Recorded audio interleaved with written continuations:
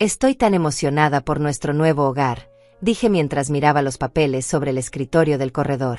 Mi hijo Ricardo soltó una carcajada cruel que resonó en toda la oficina. ¿Nuestro hogar? Mamá, la casa es mía y de Celia. Tú solo vas a vivir ahí como invitada. Sentí como si me hubieran tirado agua helada en la cara. El corredor tosió incómodo y evitó mirarme. Celia, mi nuera, sonrió sin levantar la vista de su teléfono. Ay, suegra, se me olvidó explicarle bien. Es que como nosotros somos los que vamos a pagar la hipoteca, pues tiene más sentido que esté a nuestro nombre. No. Pero yo vendí mi casa, murmuré, sintiendo que las palabras se me atoraban en la garganta. Puse todo mi dinero para la inicial. Ricardo suspiró como si fuera una niña tonta haciendo preguntas obvias. Sí, mamá, y te lo agradecemos mucho. Pero una cosa es ayudar con el dinero y otra cosa es ser propietaria. Son temas legales complicados que tú no entiendes. El corredor deslizó los documentos hacia Ricardo y Celia. Mis ojos recorrieron cada línea buscando mi nombre, mi apellido, cualquier cosa que me dijera que yo también tenía derecho sobre esta casa por la que había entregado los ahorros de toda mi vida. Nada. Absolutamente nada. Firmen aquí, por favor, dijo el corredor señalando las líneas con su dedo. Vi cómo Ricardo tomaba la pluma con esa sonrisa satisfecha que ahora me daba náuseas. Celia firmó después, haciendo un corazoncito sobre la I de su nombre como una adolescente. Mientras ellos celebraban con copitas de champán que había traído la asistente del corredor, yo me quedé sentada en mi silla, con las manos temblorosas sobre mi bolso. Pero no era miedo lo que sentía. Era algo diferente, algo que crecía desde muy adentro como una planta venenosa. Era el momento exacto en que decidí que esto no se iba a quedar así. Celia se acercó a mí con su copa en la mano. Suegra, no ponga esa cara tan triste. Al final del día, usted va a tener donde vivir sin preocupaciones. Nosotros nos encargamos de todo. Sus palabras sonaban dulces, pero había algo en sus ojos que me confirmó lo que ya estaba empezando a entender. Esto había sido planeado desde el principio.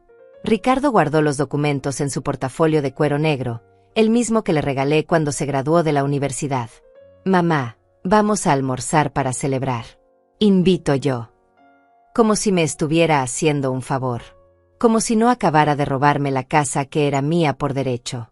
Salimos de esa oficina y yo caminé detrás de ellos como una sombra. Los vi tomarse fotos en la entrada del edificio, besándose y riendo. Nuestra primera casa, gritó Celia para su historia de Instagram. Nuestra. Como si yo no existiera. Pero mientras ellos celebraban, yo ya estaba pensando. Recordé la conversación telefónica que había escuchado por casualidad 3 semanas atrás, cuando Ricardo hablaba con alguien sobre convencer a la vieja y usar su dinero sin complicaciones legales. En ese momento pensé que había entendido mal, que tal vez hablaba de otra cosa. Ahora sabía que no. Durante el almuerzo, mientras ellos hablaban de decoración y muebles nuevos, yo sonreí y asentí como la abuela complaciente que esperaban que fuera. Pero por dentro, algo estaba cambiando. 70 años de vida me habían enseñado a reconocer cuando alguien me estaba traicionando, y también me habían enseñado que la venganza se sirve mejor cuando nadie la ve venir. Mamá, ¿te gusta el restaurante?, me preguntó Ricardo mientras cortaba su carne. Sí, hijo, todo está muy rico, respondí con una sonrisa que había perfeccionado durante décadas de decepciones. Pero mis ojos estaban memorizando cada detalle de sus caras satisfechas, cada palabra condescendiente, cada gesto que confirmaba que para ellos yo era solo una vieja tonta que había servido su propósito. Celia mostró fotos de muebles en su teléfono. Mire, suegra, este sofá quedaría perfecto en la sala. ¿Y esta mesa de comedor? ¿No le parece divina?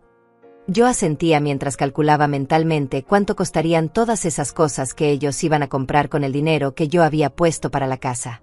Mi dinero, mis ahorros de toda una vida de trabajo, convertidos en su comodidad. Y su cuarto, mamá, continuó Ricardo con esa voz falsamente cariñosa, va a estar muy bonito. Celia ya eligió las cortinas y todo. Mi cuarto. Como si fuera una concesión que me hacían, como si fuera un favor que me daban techo sobre mi cabeza con mi propio dinero. El mesero trajo la cuenta y Ricardo la pagó con una tarjeta de crédito que yo no reconocí. Es nueva, explicó al ver mi mirada. La saqué ahora que somos propietarios. Tiene mejor límite de crédito. Propietarios. Plural. Pero sin incluirme a mí. Esa noche, sola en lo que todavía era mi casa por 3 días más, me senté en mi sala y miré las paredes que habían sido testigos a Ilen de los momentos más importantes de mi vida. Aquí había celebrado los cumpleaños de Ricardo cuando era niño. Aquí había llorado cuando murió mi esposo. Aquí había rezado todas las noches pidiendo que mi hijo fuera un buen hombre. Saqué mi teléfono y busqué el número de Lucía Meneses, mi amiga de toda la vida que había sido abogada antes de jubilarse. Pero antes de marcar, me detuve. No quería actuar por impulso. Quería pensar bien cada movimiento, planear cada paso como ellos habían planeado robarme. Abrí la aplicación de notas en mi teléfono y comencé a escribir todo lo que recordaba: fechas, conversaciones, promesas que me habían hecho, mentiras que me habían dicho. 70 años de vida me habían enseñado que la memoria puede fallar, pero los registros no mienten. Mientras escribía, una sonrisa se dibujó en mi cara. No era una sonrisa amarga, no era una sonrisa triste. Era la sonrisa de una mujer que acaba de darse cuenta de que tiene más poder del que sus enemigos creen. Ricardo y Celia me habían subestimado, y eso iba a ser su perdición. La gente siempre piensa que las mujeres de 70 años vivimos en el pasado, mirando álbumes de fotos amarillentas y esperando la muerte en una mecedora. ¡Qué equivocados están! Yo, Florencia Chávez, tengo una vida más activa que muchas mujeres de 40. Todos los días a las 6 de la mañana me levanto, me pongo mi ropa deportiva rosada que compré en línea, y salgo a caminar con mi grupo de amigas por el Parque Central. Somos 8 mujeres entre los 65 y los 75 años, y créanme que sabemos más de la vida que cualquier joven que cree que el mundo comenzó cuando ellos nacieron. Mientras caminamos, compartimos desde recetas de cocina hasta consejos sobre cómo manejar hijos ingratos y nueras manipuladoras. Todas tenemos historias similares, como si fuéramos parte de una generación marcada por la misma maldición: criar hijos que nos ven como sirvientas eternas. Después de caminar, voy al salón de belleza de Doña Carmen. No porque necesite verme perfecta para alguien, sino porque me gusta sentirme bien conmigo misma. Me arreglo las uñas, me pinto el cabello cada mes para mantener mi color castaño sin canas, y me depilo las cejas para no parecer una bruja descuidada. A mis 70 años, todavía soy una mujer, no un mueble viejo que se deja en el rincón. Mi teléfono suena constantemente con mensajes de WhatsApp de mis amigas. Tenemos 3 grupos diferentes: uno para las caminatas matutinas, otro para compartir recetas y consejos de salud, y un tercero que llamamos Hijos Problemáticos, donde desahogamos nuestras frustraciones familiares. En ese grupo es donde más escribo últimamente. Chicas, necesito contarles algo, escribí ayer después de la reunión en la notaría. Inmediatamente aparecieron los puntos que indican que alguien está escribiendo. Lucía fue la primera en responder con un emoji de carita preocupada. ¿Qué pasó, Flor? Le conté todo, desde la humillación hasta la exclusión de los documentos, y las respuestas no se hicieron esperar. Eso es fraude, escribió María Tierra, que había pasado por algo similar con su hijo hace 2 años. Tienes que demandar inmediatamente. Hermelinda Pérez agregó: ay, mija, los hijos de ahora no tienen vergüenza. Mi nieta me dice que es normal que los jóvenes usen el dinero de los viejos para sus proyectos. Pero la respuesta que más me llamó la atención fue la de Lucía: Flor, ven mañana a mi casa temprano. Necesitamos hablar en persona sobre esto. Tengo algunas ideas. Por las tardes, después del almuerzo, suelo tomar mis clases en línea. Sí, clases en línea a los 70 años. Estoy aprendiendo inglés básico y también tomé un curso de finanzas personales el año pasado que me ayudó mucho a entender cómo funcionan las inversiones y los préstamos. Ricardo siempre se burlaba de mis clases.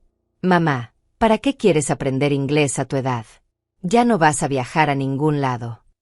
Como si mi edad fuera una sentencia de muerte social. Mi rutina incluye también mis telenovelas de las 4 de la tarde. No me da pena admitirlo.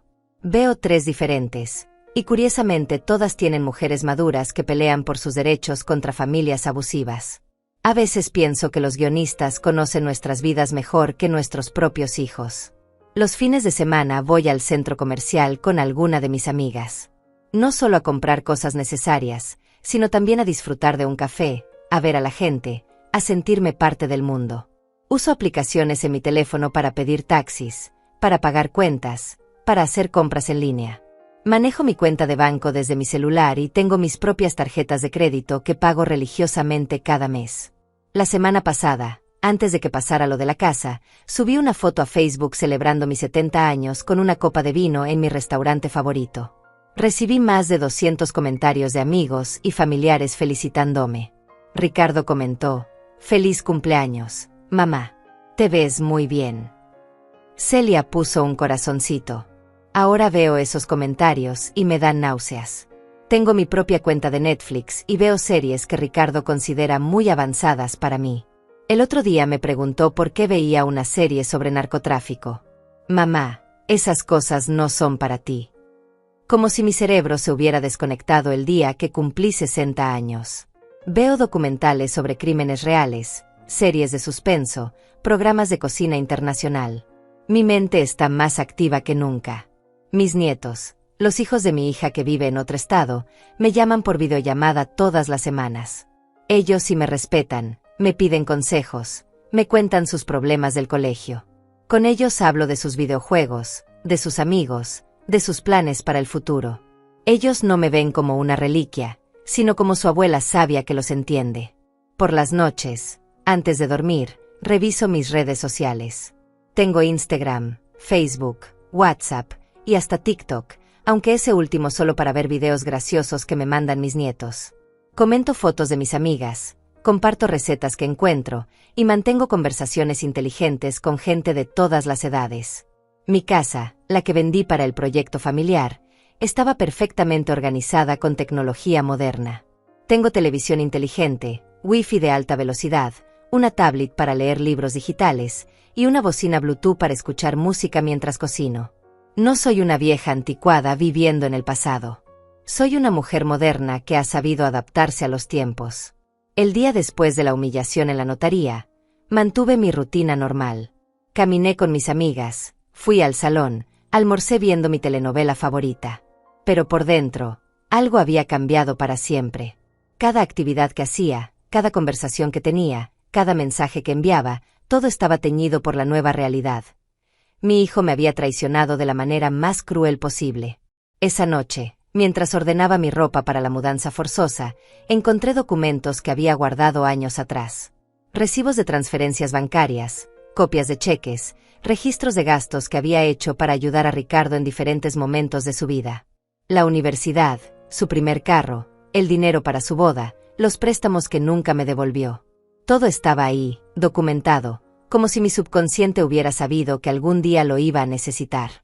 Tomé una foto de cada documento con mi teléfono y los guardé en una carpeta digital que titulé Evidencias. 70 años de vida me habían enseñado que las madres que guardan recibos son las madres que pueden defenderse cuando llega el momento de la traición. Los primeros signos de que algo estaba mal comenzaron 3 meses antes de la firma. Ricardo empezó a visitarme más seguido, pero no como el hijo cariñoso que venía a ver cómo estaba su madre. Llegaba con Celia y se quedaban revisando mi casa como si fuera un objeto en venta, midiendo espacios, comentando sobre la ubicación, preguntando cosas extrañas sobre los servicios públicos y los impuestos que pagaba. «Mamá, esta casa está muy grande para ti sola», me decía mientras caminaba por la sala tocando las paredes. «Y el barrio ya no es tan seguro como antes». Celia asentía desde el sofá, siempre con su teléfono en la mano, tomando fotos de los rincones como si estuviera haciendo un inventario. «Además, suegra, mantener una casa es muy caro. Los impuestos, el mantenimiento, las reparaciones. Es mucho trabajo para una persona de su edad». Al principio pensé que era preocupación genuina. Mi hijo se había casado hacía 2 años y tal vez estaba madurando, volviéndose más protector conmigo. Pero había algo en la manera como hablaban que me inquietaba. No me preguntaban cómo me sentía, si yo quería mudarme, si tenía planes diferentes. Hablaban como si mi opinión fuera irrelevante, como si mi futuro ya estuviera decidido por ellos. «Hemos estado viendo casas más grandes», me dijo Ricardo un martes por la tarde mientras tomábamos café. «Con jardín, cerca de mejores centros comerciales, en un barrio más moderno. Lugares donde podríamos vivir todos juntos». Celia levantó la vista de su teléfono para agregar: «Sí, suegra, hemos visto unas opciones divinas. Casas con cuarto principal grande para nosotros y un cuartito cómodo para usted». Cuartito. Como si después de 30 años siendo dueña de mi propia casa, ahora mereciera solo un cuartito. Pero sonreí y dije que me parecía una idea interesante, que me gustaría ver las opciones. Error mío. Eso lo tomaron como una aprobación total para seguir adelante con sus planes. Las visitas se volvieron más frecuentes y más específicas. Ricardo llegaba con papeles, con calculadoras, con números que me explicaba como si fuera una niña pequeña. Mira, mamá, si vendes esta casa por lo que vale en el mercado actual, ese dinero alcanza perfectamente para la inicial de algo mucho mejor. Y como Celia y yo vamos a pagar la hipoteca, tú no tendrías que preocuparte nunca más por gastos de vivienda. Ahí estaba la trampa, tan sutil que casi no la vi. Ellos pagarían la hipoteca, por eso la casa sería de ellos. Pero usarían mi dinero para la inicial, lo cual significaba que yo pondría los ahorros de toda mi vida para comprarles a ellos una propiedad. Cuando les hice esta observación, Ricardo me explicó con esa paciencia condescendiente que odio: mamá, lo importante no es quién figura como dueño en los papeles. Lo importante es que vamos a ser una familia viviendo juntos. Celia complementaba sus argumentos con comentarios aparentemente inocentes. Ay, suegra, imagínese qué tranquilidad va a tener sabiendo que nunca va a estar sola, que siempre vamos a estar ahí para cuidarla.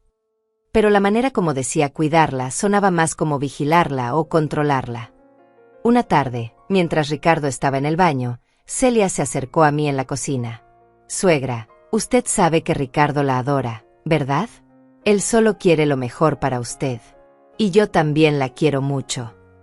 Sus palabras eran dulces, pero había algo en sus ojos que me ponía nerviosa. Es que a veces las personas mayores se resisten a los cambios, aunque sean para su propio bien. Pero usted es inteligente, usted entiende que esto es lo mejor para todos. Empezaron a llevarme a ver casas. Siempre los mismos tres, Ricardo manejando, Celia de copiloto hablando con el agente inmobiliario, y yo en el asiento de atrás como una pasajera sin voto. Esta tiene 3 recámaras, explicaba el agente. El cuarto principal con baño completo y vestidor, una recámara secundaria que podría ser oficina o cuarto de huéspedes, y un cuarto más pequeño pero muy cómodo. Adivinen cuál era el mío. Durante esas visitas, yo hacía preguntas que ellos evitaban responder directamente. ¿Mi nombre va a aparecer en la escritura?, preguntaba. Mamá, esos son detalles técnicos que después resolvemos, respondía Ricardo. Lo importante es que te guste la casa. Celia agregaba: suegra, no se preocupe por papeleos. Los jóvenes entendemos mejor esas cosas legales complicadas. Un día escuché una conversación telefónica que me cambió todo. Ricardo estaba en mi patio hablando por teléfono, y yo fui a ofrecerle agua. No quería escuchar, pero su voz era tan fuerte que no pude evitarlo. No, hermano, ella no va a estar en los documentos. Es mejor así, menos complicaciones legales si algo pasa. El dinero de ella no sirve para la inicial, pero la propiedad queda limpia a nuestro nombre. Me quedé paralizada detrás de la puerta. ¿Y si se opone?, preguntó la voz del otro lado. Ricardo se rió. No se va a oponer. Ya está muy convencida, y además, ¿qué opción tiene? No puede quedarse viviendo sola para siempre, y nosotros somos su única familia aquí. Esa noche no pude dormir. Repasé cada conversación, cada argumento, cada sugerencia que me habían hecho en los últimos meses. Todo había sido manipulación pura. No querían cuidarme, querían mi dinero y una sirvienta gratis viviendo en su casa. No era amor filial, era explotación disfrazada de preocupación familiar. Al día siguiente, cuando Ricardo vino con más papeles de casas para revisar, yo actué como si nada hubiera pasado. Sonreí, asentí, hice las preguntas que una madre obediente debe hacer. Pero por dentro, algo había despertado. 70 años de experiencia me habían enseñado a reconocer cuando alguien me estaba estafando, y también me habían enseñado que la mejor defensa es que el enemigo no sepa que ya descubriste su plan. Empecé a documentar todo. Cada visita, cada comentario, cada promesa que me hacían sobre nuestro nuevo hogar donde yo tendría mi lugarcito. Grabé conversaciones con mi teléfono cuando ellos no estaban viendo. Tomé fotos de los papeles que me traían. Copié números de teléfono de los agentes inmobiliarios. Celia me enseñó fotos de muebles que querían comprar para la casa nueva. Mire, suegra, Este comedor está divino. Y esta sala, ¿no le parece preciosa? Yo veía los precios en las etiquetas y calculaba mentalmente. Todo lo que querían comprar costaba exactamente lo que iba a recibir por la venta de mi casa. Mi dinero convertido en su comodidad, mis ahorros transformados en su patrimonio. La presión se volvió constante. Ya no era sutil. Ricardo llegaba con argumentos cada vez más agresivos sobre por qué tenía que vender ya mismo. Mamá, las buenas oportunidades no esperan. Esta casa que encontramos puede venderse a otra familia si no nos decidimos pronto. Celia agregaba urgencia emocional. Suegra, nosotros también tenemos planes. No podemos esperar para siempre a que usted se decida. Pero yo ya me había decidido. Solo que mi decisión no era la que ellos esperaban. El momento en que todo se quebró completamente fue una semana después de la firma, cuando finalmente vi los documentos reales de la casa. Ricardo había prometido traerme una copia cuando estuvieran listos todos los papeles oficiales, pero yo sabía que solo me estaba dando largas. Así que hice algo que él nunca esperó. Fui directamente a la oficina del registro público de la propiedad a pedir información sobre la casa que supuestamente era nuestra. La empleada, una mujer joven con lentes que me recordó a mi nieta, fue muy amable cuando le expliqué que necesitaba verificar información sobre una propiedad recién adquirida. ¿Es usted una de las propietarias, señora?, me preguntó mientras tecleaba en su computadora. Eso es precisamente lo que vengo a confirmar, le respondí. Cuando la pantalla mostró los resultados, sentí como si el piso se abriera bajo mis pies. Ahí estaban los nombres: Ricardo Chávez y Celia Domínguez de Chávez. Únicos propietarios. Mi nombre no aparecía en ningún lado, ni como copropietaria, ni como beneficiaria, ni siquiera como referencia. Para efectos legales, yo no existía en relación a esa casa. ¿Está segura de que es esta la propiedad?, me preguntó la empleada al ver mi cara de shock. Le mostré la dirección que había apuntado cuando fuimos a ver la casa por primera vez. Era la misma. Sí, es esta. Los únicos propietarios registrados son estas dos personas. ¿Hay algo más en lo que pueda ayudarla? Salí de esa oficina caminando como zombi. En la calle, me senté en una banca del parque y llamé a Ricardo. Hijo, ¿podrías venir a verme? Necesito hablar contigo urgentemente. Su voz sonó nerviosa. ¿Pasa algo, mamá? ¿Estás bien? Estoy bien, pero necesito que vengas. Es importante. Llegó una hora después con Celia. Los esperé en mi sala, con los papeles del registro público sobre la mesa de centro. Siéntense, les dije con una calma que no sentía. Tengo algunas preguntas sobre nuestra nueva casa. Ricardo se acomodó en el sofá con esa sonrisa confiada que ahora me parecía repugnante. Claro, mamá. ¿Qué quieres saber? Tomé los papeles y se los mostré. Quiero que me expliques por qué mi nombre no aparece en ningún documento como propietaria de la casa para la cual puse todos mis ahorros. El silencio que siguió fue tan denso que podía cortarse con un cuchillo. Celia dejó de revisar su teléfono por primera vez en meses. Ricardo carraspeó y evitó mirarme a los ojos. Mamá, ya hablamos de esto. Son tecnicismos legales. Lo importante es que vas a vivir con nosotros. Tecnicismos legales, repetí lentamente. Así le dices al hecho de que usaste mi dinero para comprar una casa que es únicamente tuya. Mi voz se estaba quebrando, pero no de tristeza. Era de rabia pura. Así le dices al hecho de que me mentiste durante meses diciéndome que íbamos a ser copropietarios. Celia se enderezó en su lugar e intentó tomar control de la situación. Suegra, no se altere. Usted va a tener su lugar en la casa, va a tener todo lo que necesita. No es lo mismo. La miré directamente a los ojos. No, Celia, no es lo mismo. Una cosa es vivir en mi casa, y otra muy diferente es vivir como arrimada en la casa de ustedes. Ricardo se puso de pie y comenzó a caminar de un lado a otro de mi sala. Mamá, no entiendo por qué te pones así. Nosotros te ofrecemos un hogar, seguridad, compañía. ¿Qué más quieres? Su tono había cambiado completamente. Ya no era el hijo cariñoso tratando de convencer a su madre. Era un hombre frustrado porque su plan no estaba funcionando como esperaba. Lo que quiero, le dije levantándome también, es que me digas la verdad. Quiero que me digas desde cuándo planearon esto. Quiero que me diga si alguna vez tuvieron la intención de ponerme como copropietaria, o si desde el principio el plan era usar mi dinero para comprarse una casa ustedes solos. Celia y Ricardo intercambiaron una mirada que lo confirmó todo. En esa mirada vi meses de conversaciones secretas, de planes hechos a mis espaldas, de estrategias para convencerme de entregarles mis ahorros. Mamá, comenzó Ricardo con voz más dura, nosotros somos jóvenes, tenemos toda la vida por delante. Tiene más sentido que la propiedad esté a nuestro nombre para efectos de créditos, hipotecas, herencias futuras. ¿Herencias futuras?, pregunté incrédula. Ya están planeando qué hacer cuando yo me muera. Celia tuvo la audacia de suspirar como si yo fuera la que estaba siendo irrazonable. Suegra, no se ponga dramática. Solo estamos siendo prácticos. Usted va a vivir cómodamente con nosotros, va a tener quien la cuide, quien esté pendiente de ella. ¿No es eso lo que toda madre quiere? Ahí fue cuando algo se rompió definitivamente dentro de mí. Lo que toda madre quiere, repetí en voz muy baja, es que sus hijos la respeten. Lo que toda madre quiere es que la traten como un ser humano con derechos, no como una cuenta bancaria con patas que camina. Ricardo se acercó a mí con los brazos extendidos, como si fuera a abrazarme. Mamá, tú sabes que te queremos. Esto no cambia nada entre nosotros.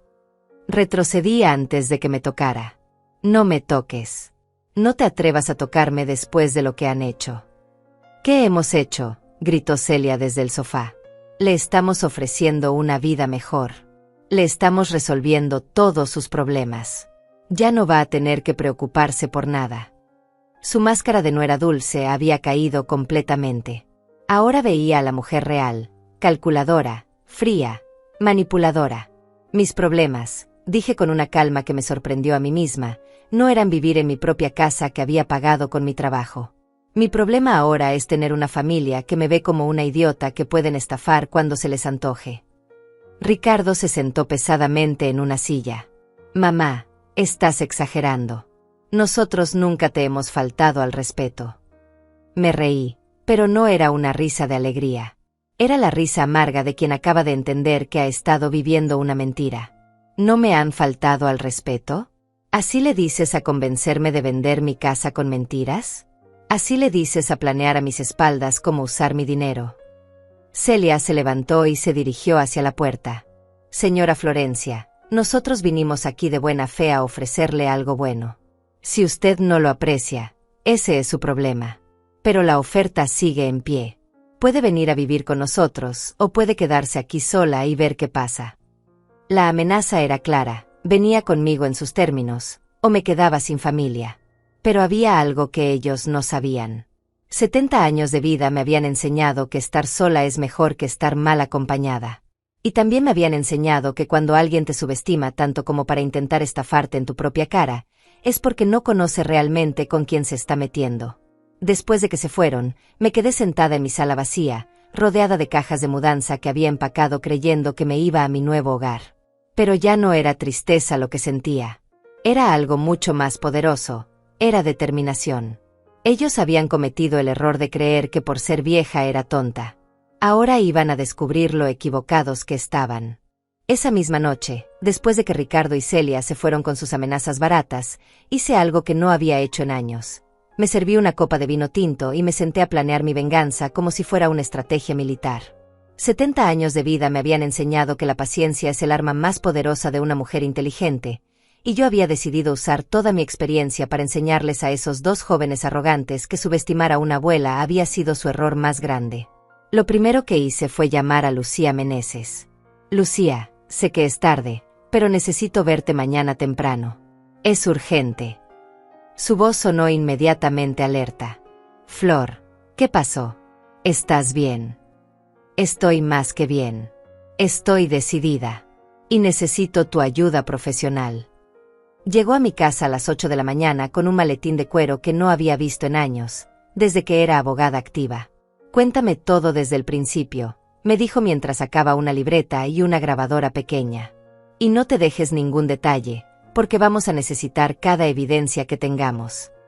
Le conté todo, Las conversaciones que había grabado secretamente, los documentos que había fotografiado, la conversación telefónica que escuché donde Ricardo hablaba de mantenerme fuera de los papeles legales.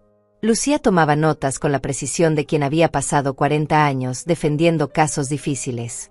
Florencia, me dijo cuando terminé de hablar, esto no es solo una traición familiar. Esto es fraude. Ellos te convencieron de vender tu propiedad bajo pretextos falsos, usando tu dinero para beneficio propio sin tu consentimiento informado. Sus ojos brillaban con esa energía que reconocí de cuando éramos jóvenes y ella peleaba casos imposibles. Y lo mejor de todo es que tenemos evidencias sólidas. Me explicó que teníamos varias opciones legales, pero que la más efectiva sería combinar una demanda civil por fraude con una demanda familiar por abuso financiero de adulto mayor. Pero antes de ir a los tribunales, me dijo con una sonrisa que me erizó la piel, vamos a darles la oportunidad de que se hagan responsables voluntariamente. Y vamos a hacerlo de manera que toda la familia y todos sus amigos se enteren de qué clase de personas son realmente. Pasamos toda la mañana planificando cada movimiento. Lucía sugirió que primero reuniéramos más evidencias antes de actuar. Necesitamos documentos bancarios que muestren exactamente cuánto dinero pusiste tú y cuánto pusieron ellos. Necesitamos copias de todas las conversaciones donde te prometieron que serías copropietaria. Y necesitamos testigos de esas promesas. Tengo algo mejor, le dije mientras buscaba en mi teléfono. Tengo un video que tomé sin que se dieran cuenta cuando estábamos en la oficina del corredor, donde Ricardo le dice claramente que la casa va a ser nuestra, incluyéndome a mí. Lucía casi se cae de la silla. Florencia, eres un genio. Ese video solo ya es suficiente para ganar el caso. Pero yo no quería solo ganar legalmente. Quería que sintieran la misma humillación que me habían hecho sentir a mí. Lucía, ¿te acuerdas del bautizo del nieto de Carmen la próxima semana? Lucía asintió. Van a estar todos ahí, Ricardo, Celia, toda la familia extendida, los amigos del barrio, la gente de la iglesia. ¿Qué te parece si hacemos nuestro movimiento ahí, delante de todos? La sonrisa de Lucía se volvió diabólica. Me gusta como piensas, Flor. Pero necesitamos prepararlo todo perfectamente. No podemos fallar. Pasamos los siguientes días trabajando como detectives. Lucía usó sus contactos para conseguir copias oficiales de todos los documentos relacionados con la venta de mi casa y la compra de la nueva. Yo revisé mis estados de cuenta bancarios y fotografié cada transferencia, cada cheque, cada movimiento de dinero que probara mi contribución económica. También contacté discretamente a varias personas que habían estado presentes durante las conversaciones donde Ricardo y Celia me prometieron que sería copropietaria. Mi hermana mayor, que había venido de visita durante una de esas reuniones. El vecino que había escuchado cuando Ricardo le explicaba a su amigo que estaban comprando una casa para los tres. La empleada del banco que había estado presente cuando firmé la autorización para transferir el dinero de la venta. Lucía redactó cartas formales para cada uno de estos testigos, explicándoles la situación y pidiendo declaraciones escritas de lo que habían presenciado. En casos como este, me explicó, la palabra de una persona mayor contra dos jóvenes a veces no es suficiente. Pero cuando tienes múltiples testigos confirmando que hubo promesas específicas que fueron violadas, el caso se vuelve irrefutable. Durante esos días de preparación, tuve que actuar como si nada estuviera pasando. Ricardo me llamaba cada 2 días para preguntarme cuándo iba a mudarme a su casa. Mamá, ya tenemos tu cuarto listo. Celia compró cortinas muy bonitas y un cobertor que va a quedar perfecto. Yo respondía con evasivas, estoy terminando de empacar algunas cosas, necesito unos días más para despedirme del barrio, quiero ir al bautizo de tu primo antes de mudarme. Celia también intentaba presionarme, pero de manera más sutil. Me mandaba fotos por WhatsApp del cuarto de la suegra que habían decorado. Era el cuarto más pequeño de la casa, con una cama individual y un ropero diminuto. Mire, suegra, qué acogedor quedó su espacio. Su espacio. Como si fuera una concesión que me hacían, como si debiera estar agradecida por ese rincón en la casa comprada con mi dinero. Pero lo que más me molestaba era que habían empezado a hablar de mí con otras personas como si yo ya viviera con ellos. Una prima me contó que Celia le había dicho, «Ay, ya sabes cómo son las suegras. Se resisten al cambio, pero al final entienden que es lo mejor para ellas».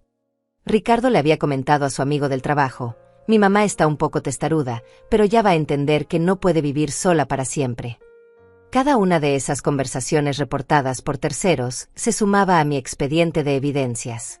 Lucía las documentaba meticulosamente. Flor, ellos se están cavando su propia tumba. Cada vez que hablan de ti como si fueras una carga que tienen que soportar, están demostrando que nunca tuvieron la intención de tratarte como familia, sino como una inquilina que paga por adelantado.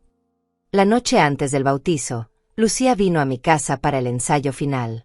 Habíamos preparado un folder con todas las evidencias organizadas cronológicamente. Las grabaciones de audio, las fotos de documentos, las declaraciones de testigos, los registros bancarios, y como pieza central, el video donde Ricardo promete que la casa sería nuestra. Mañana, me dijo Lucía mientras guardaba todo en su maletín, van a descubrir que subestimaron completamente a una mujer de 70 años que ha sobrevivido a dictaduras, crisis económicas, enviudez, y que ha criado hijos ingratos sin perder su dignidad. Tomamos una copa de vino para brindar. Por la justicia servida fría, dijimos al mismo tiempo. Esa noche dormí mejor de lo que había dormido en meses. No porque hubiera resuelto mi problema, sino porque finalmente tenía un plan. 70 años de experiencia me habían enseñado que los planes bien ejecutados son más satisfactorios que las venganzas impulsivas. Mañana, delante de toda la familia y todos los amigos que respetaba, Ricardo y Celia iban a descubrir que robar a una abuela no sale gratis. Me desperté a las 5 de la mañana, no porque tuviera que hacerlo, sino porque estaba emocionada. Después de meses sintiéndome como una víctima, finalmente iba a recuperar mi poder. Y lo mejor de todo era que ellos no tenían idea de lo que se les venía encima. El bautizo del nieto de Carmen era en el salón de fiestas de la iglesia San José, y como esperaba, estaba toda la familia reunida. Ricardo y Celia llegaron tarde, como siempre, pero con esa actitud de pareja exitosa que había perfeccionado desde que se hicieron propietarios de su casa. Celia llevaba un vestido nuevo que reconocí de las fotos que había subido a Instagram, y Ricardo estrenaba zapatos que probablemente costaron más de lo que yo gastaba en comida en un mes. Lucía estaba sentada en mi mesa, elegante como siempre, con su maletín discretamente colocado bajo su silla. Habíamos coordinado todo, yo haría la introducción casual, y ella manejaría la parte técnica legal. Recuerda, me había dicho en el carro, mantén la calma sin importar cómo reaccionen. Que todo el mundo vea la diferencia entre una señora digna y dos jóvenes desesperados. La primera parte de la celebración transcurrió normalmente. Comimos, charlamos, vimos la ceremonia religiosa, tomamos fotos familiares. Ricardo se acercó varias veces a saludarme, siempre con esa sonrisa forzada que había adoptado desde nuestra última conversación. Mamá, te ves muy bien. Ya tienes todo listo para la mudanza. Pronto, hijo, muy pronto, le respondía yo con la misma sonrisa dulce que había usado cuando era una madre ingenua. Celia también vino a saludarme, pero solo para que la gente viera que éramos una familia unida. Suegra, qué bonito se ve el salón, ¿verdad? Me da ideas para cuando hagamos nuestra primera fiesta en la casa nueva. Nuestra casa nueva. Seguía usando esa palabra como si yo fuera parte de la propiedad. Cuando llegó el momento del brindis, después de que el padrino dio su discurso emocional sobre la familia y los valores, yo me puse de pie y pedí permiso para hablar. Perdonen que interrumpa, dije levantando mi copa, pero quería aprovechar que estamos todos reunidos para compartir algo importante sobre mi familia. El salón se quedó en silencio. Ricardo me miró con curiosidad, Celia siguió revisando su teléfono, y el resto de los familiares voltearon sus sillas hacia mí con esa atención cortés que se le da a los mayores cuando quieren hablar. Como muchos de ustedes saben, continué con voz clara y fuerte, hace poco vendí mi casa para un proyecto familiar muy especial. Varias personas asintieron. Mi prima Elena comentó, sí, Flor, qué emocionante que vayas a vivir con Ricardo y Celia. Ricardo sonrió y levantó su copa hacia mí, creyendo que iba a hacer un discurso de agradecimiento. Qué equivocado estaba. Bueno, seguí, resulta que ha habido algunos malentendidos sobre este proyecto familiar, y creo que es importante aclarar las cosas delante de todos ustedes, que son las personas que más respeto y quiero. Lucía se acomodó en su silla y puso su mano sobre el maletín. Era la señal que habíamos acordado. Verán, continué, cuando decidimos comprar una casa nueva, yo entendí que sería una compra familiar donde todos tendríamos derechos de propiedad. Aporté todos mis ahorros, el dinero completo de la venta de mi casa, creyendo que seríamos copropietarios. La atención del salón se intensificó. Estas no eran las palabras dulces de agradecimiento que esperaban escuchar. Ricardo se puso de pie abruptamente. Mamá, creo que no es el momento ni el lugar para hablar de temas legales complicados. Su voz sonaba nerviosa, y por primera vez en meses, no tenía esa seguridad arrogante que tanto me molestaba. Al contrario, hijo, le respondí con toda la calma del mundo, creo que este es exactamente el momento perfecto. Porque la familia debe estar enterada de lo que pasa en la familia. Miré a todos los presentes, uno por uno. Resulta que hace unos días descubrí que mi nombre no aparece en ningún documento de propiedad. Descubrí que la casa para la cual puse todos mis ahorros está únicamente a nombre de Ricardo y Celia. El murmullo que se levantó en el salón fue como una ola. Escuché voces de sorpresa, exclamaciones de incredulidad, y hasta algunos gasps audibles de las mujeres mayores que inmediatamente entendieron la gravedad de la situación. Celia finalmente levantó la vista de su teléfono, pero en lugar de parecer avergonzada, se veía molesta. Suegra, usted está confundiendo a la gente. Nosotros nunca dijimos que iba a ser copropietaria. Dijimos que iba a tener su lugar en la casa. Ah, ¿sí? Pregunté mientras Lucía sacaba la laptop del maletín. Nunca dijeron que sería copropietaria. Lucía conectó la laptop al proyector que habíamos conseguido prestado especialmente para esta ocasión. Qué interesante, porque tengo aquí algunas grabaciones que dicen exactamente lo contrario. La pantalla se iluminó y empezó a reproducirse el video que había tomado en la oficina del corredor. Ahí estaba Ricardo, claro como el agua, diciéndole al agente inmobiliario, mi mamá y nosotros vamos a ser copropietarios.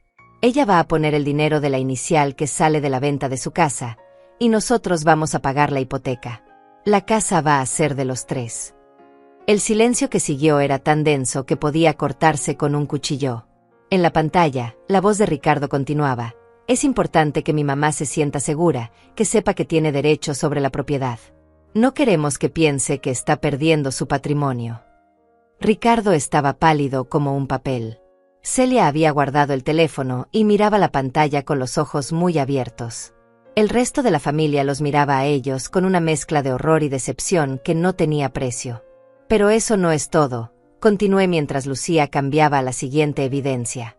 También tengo grabaciones de conversaciones posteriores donde se planifica deliberadamente excluirme de los documentos legales. El audio de la conversación telefónica que había escuchado en mi patio llenó el salón, la voz de Ricardo explicando que era mejor que yo no apareciera en los papeles, que el dinero le servía pero que la propiedad debía quedar limpia a su nombre. Mi hermana mayor se puso de pie con la indignación pintada en la cara.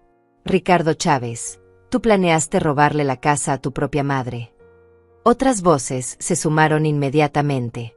¡Qué vergüenza!, gritó mi prima Elena.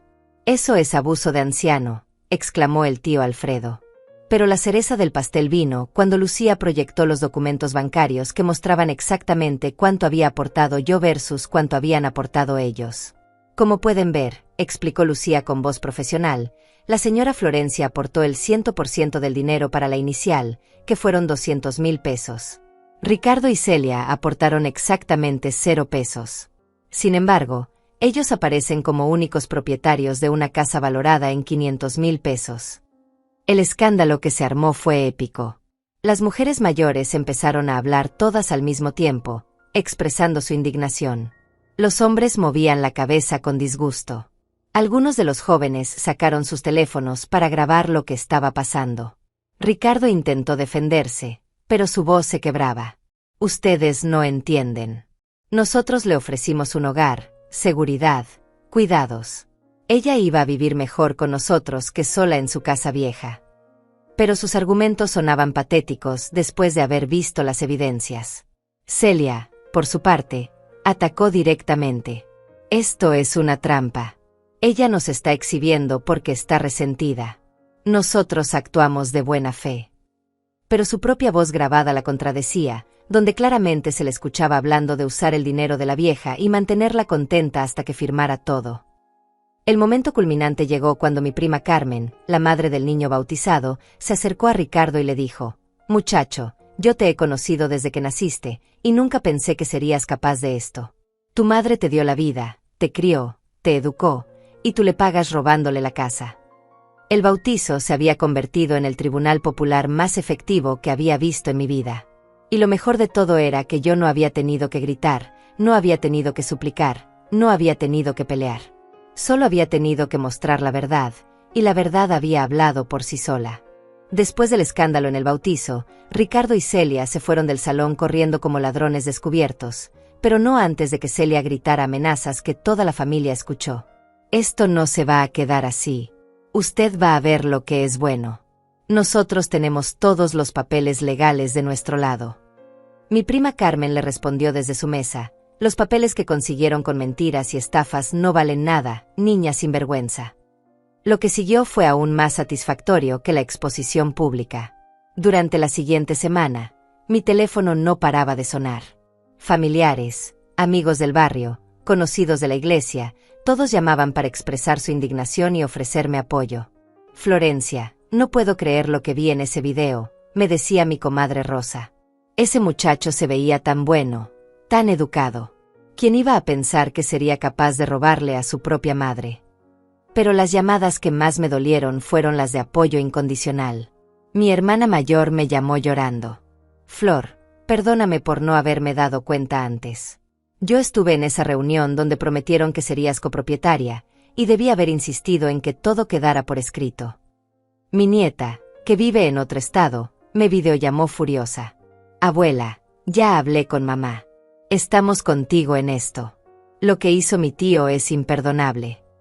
Mientras tanto, Ricardo intentaba controlar los daños, pero cada movimiento que hacía solo empeoraba su situación. El martes después del bautizo llegó a mi casa sin avisar, acompañado de Celia y, para mi sorpresa, de un hombre en traje que se presentó como su abogado. Mamá, me dijo con una voz que quería sonar autoritaria pero se escuchaba desesperada, vinimos a resolver este malentendido de manera civilizada. Los recibí en mi sala con Lucía presente, porque ya habíamos acordado que no volvería a enfrentar sus manipulaciones sola. El abogado, un hombre joven que parecía más nervioso que seguro, sacó algunos papeles de su portafolio. Señora Florencia, mi cliente está dispuesto a ofrecerle un arreglo generoso para evitar problemas legales innecesarios. Problemas legales innecesarios, repitió Lucía con esa sonrisa fría que recordaba de sus días como litigante feroz. Así le dicen ahora al fraude y al abuso financiero de adultos mayores. El abogado de Ricardo se acomodó los lentes, claramente incómodo.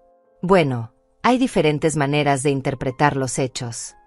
Ricardo interrumpió a su propio abogado. Mamá, nosotros estamos dispuestos a darte una habitación más grande en la casa, y también podemos pagar todos tus gastos médicos y personales de por vida. ¿No es eso mejor que ser copropietaria? La audacia de su propuesta me dejó sin palabras momentáneamente. Celia agregó con esa sonrisa falsa que ya conocía demasiado bien. Suegra, piénselo bien. Si usted demanda, esto se va a volver un escándalo público, va a salir en los periódicos, toda la familia va a quedar mal. ¿No es mejor resolver esto en privado como familia civilizada? Lucía se inclinó hacia adelante en su silla. ¿Saben qué es interesante? Ustedes hablan de familia civilizada después de haber estafado a una mujer de 70 años. Hablan de evitar escándalos públicos después de que sus propias grabaciones los exhibieron como ladrones. Y hablan de arreglos generosos cuando lo que están ofreciendo es una fracción de lo que le robaron. El abogado intentó retomar el control de la negociación. Señora Meneses, entiendo que usted es abogada jubilada, pero debe entender que los documentos legales están firmados correctamente. La propiedad está legalmente a nombre de mis clientes. Lucía sonrió de una manera que me dio escalofríos. Joven, yo llevo 40 años en esto. Los documentos obtenidos mediante engaño y representación fraudulenta son nulos. Y tengo las evidencias para probarlo. Fue entonces cuando Ricardo perdió completamente la compostura. Mamá, tú siempre has sido así. Siempre complicando las cosas, siempre quejándote de todo. Te estamos ofreciendo una vida mejor y tú prefieres crear problemas. Su máscara de hijo preocupado había caído completamente, y ahora veía al hombre real, manipulador, egoísta, y furioso porque su plan había fallado. ¿Complicando las cosas?, pregunté levantándome de mi silla. ¿Así le dices al hecho de que quiera que me respeten mis derechos? ¿Así le dices al hecho de que no me guste que me roben? Celia también se puso de pie. Nadie le robó nada. Usted nos dio el dinero voluntariamente. Les di el dinero, respondí con una calma que no sentía, porque ustedes me prometieron que sería copropietaria. Me mintieron deliberadamente para conseguir mi dinero. Eso se llama fraude, y no importa cuántos abogados traigan, los hechos no van a cambiar. El abogado hizo un último intento. Señora Florencia, si esto llega a juicio, puede tomar años en resolverse. Los costos legales van a ser altos para ambas partes. ¿No prefiere una solución rápida y amigable? Lucía contestó antes de que yo pudiera hacerlo. Los costos legales para nosotras van a ser mínimos, porque este caso es tan claro que cualquier juez va a fallar a nuestro favor en la primera audiencia. Los costos altos van a ser para ustedes cuando tengan que pagar daños y perjuicios. Celia explotó. Esto es ridículo. Usted es una vieja resentida que no puede aceptar que su hijo ya creció y tiene su propia familia. Nosotros no le debemos nada. Sus palabras fueron como un bofetón, pero también fueron exactamente lo que necesitaba escuchar para confirmar que había tomado la decisión correcta. Tienes razón en algo, Celia, le dije mirándola directamente a los ojos. Mi hijo ya creció. Creció y se convirtió en un ladrón que roba a su propia madre. Y tú te convertiste en la mujer que lo ayuda a hacerlo. Pero se equivocan si creen que no les debo nada. Les debo la lección más importante de sus vidas, que robar a una mujer mayor no sale gratis. Ricardo hizo un último intento de manipulación emocional.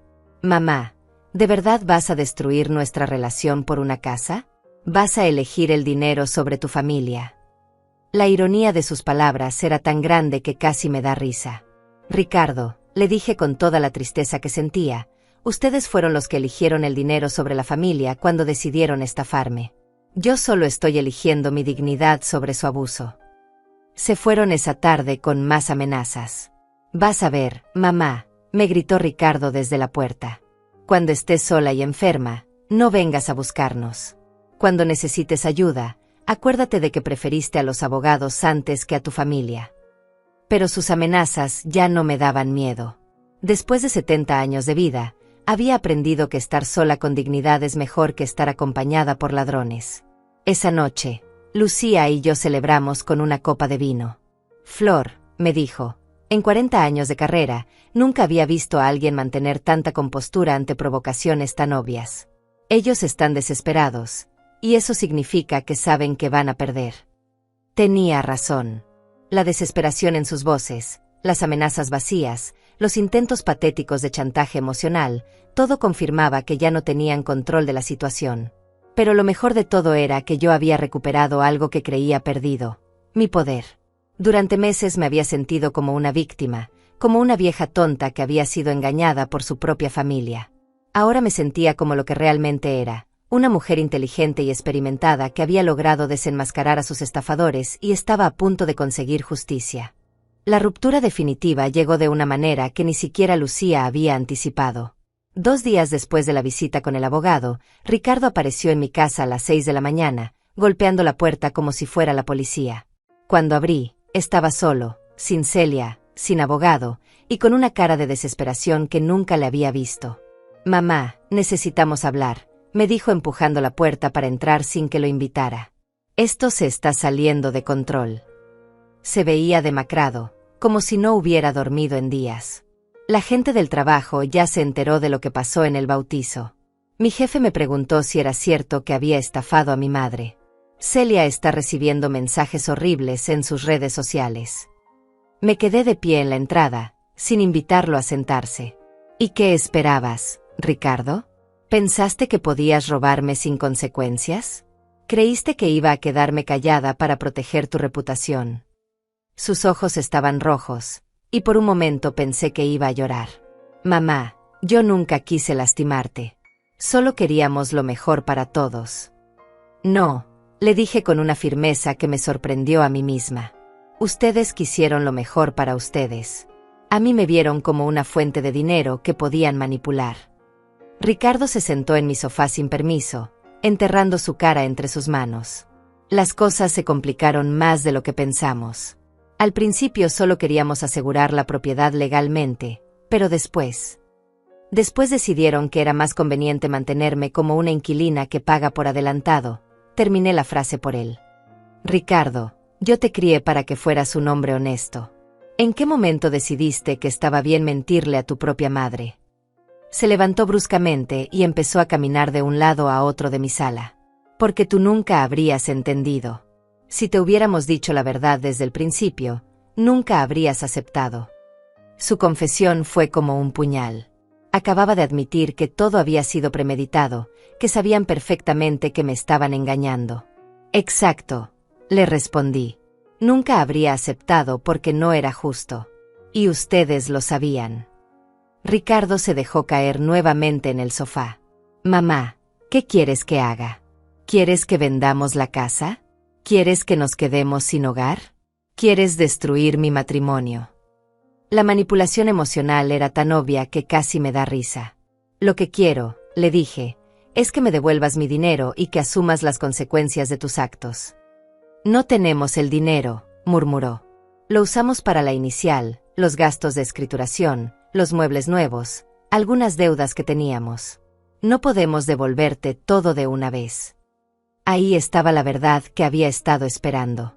No solo me habían robado para comprarse una casa, habían usado mi dinero para pagar sus deudas personales.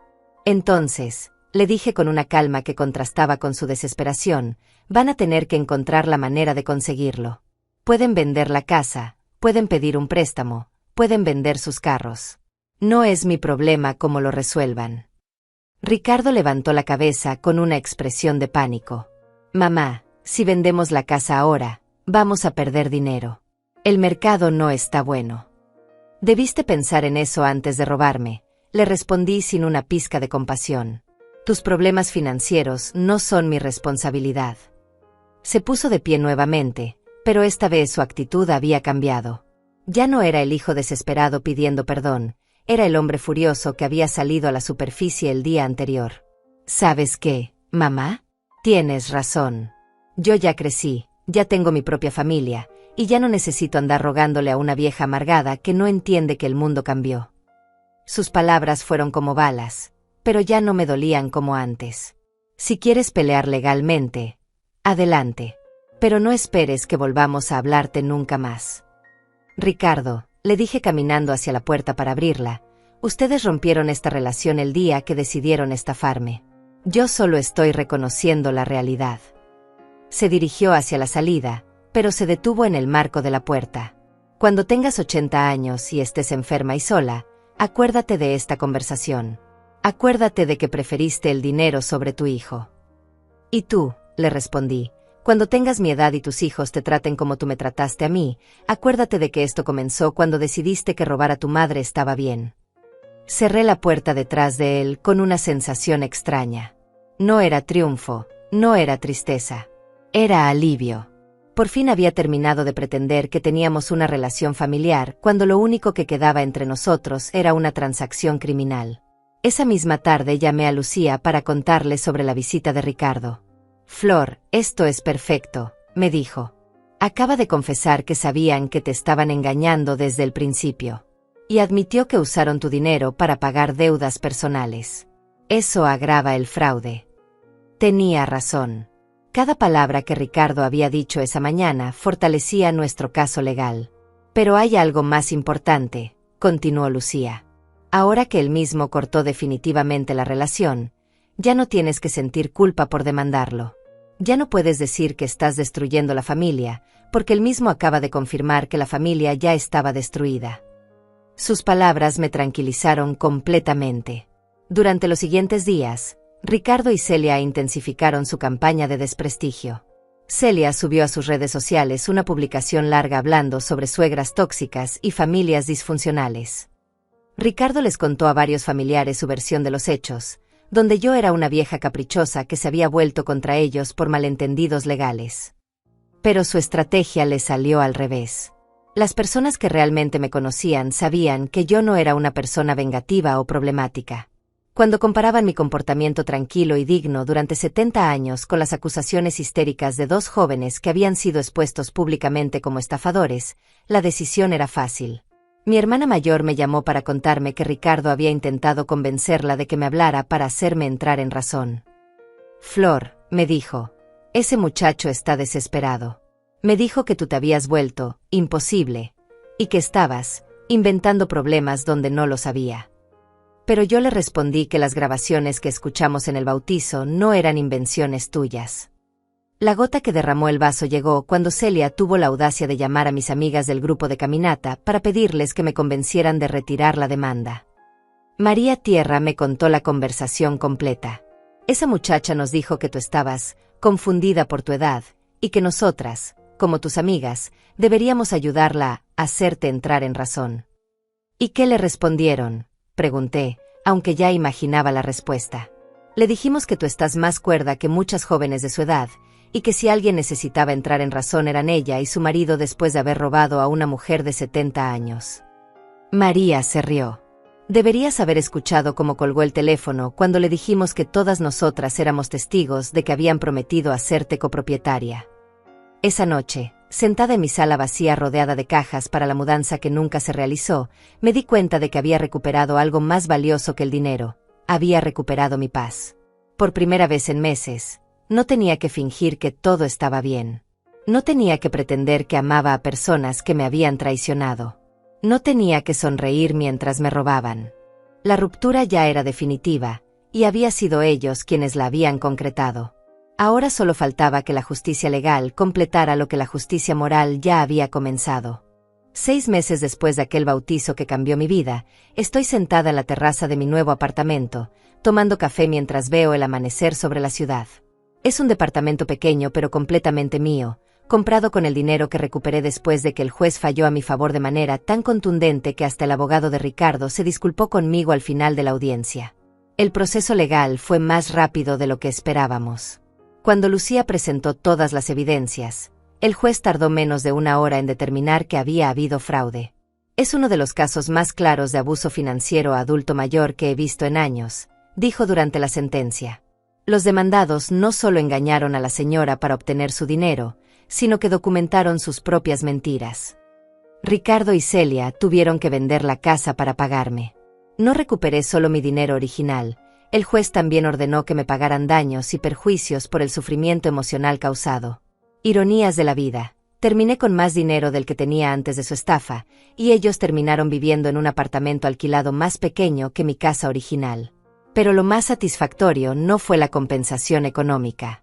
Fue verlos durante el juicio, sentados en la mesa del demandado, evitando mirarme mientras Lucía reproducía una por una todas sus mentiras grabadas. Celia lloró cuando el juez leyó la parte de la sentencia donde confirmaba que habían actuado con premeditación y alevosía para defraudar a una persona vulnerable. Mi vida ahora es exactamente como siempre quise que fuera, completamente mía. Me levanto cuando quiero, desayuno lo que se me antoja, veo mis telenovelas sin que nadie me diga que son demasiado dramáticas para mi edad. Por las tardes tomo mis clases de inglés en línea, y ya puedo mantener conversaciones básicas con mis primos que viven en Estados Unidos cuando me llaman por videollamada. El grupo de caminata sigue siendo mi actividad favorita. Ahora somos 10 mujeres, porque después de que se corrió la voz sobre mi victoria legal, 2 amigas más se unieron. Florencia nos inspiró a todas, dice siempre Hermelinda cuando cuenta la historia a las nuevas integrantes. Nos demostró que nunca es tarde para defenderse. Mi historia se volvió famosa en el barrio. La gente me para en la calle para felicitarme por haberle dado su merecido a esos ladrones. Doña Carmen del Salón de Belleza enmarcó una foto del día del bautizo y la colgó en su local con un letrero que dice: "Las abuelas valientes también existen". Me da pena la atención, pero me gusta que otras mujeres mayores sepan que no tienen que aguantar abuso solo porque son de familia. Mis sobrinos me visitan más seguido ahora. Mi sobrina favorita, la que siempre me defendió durante toda esta situación, viene cada 2 meses a visitarme.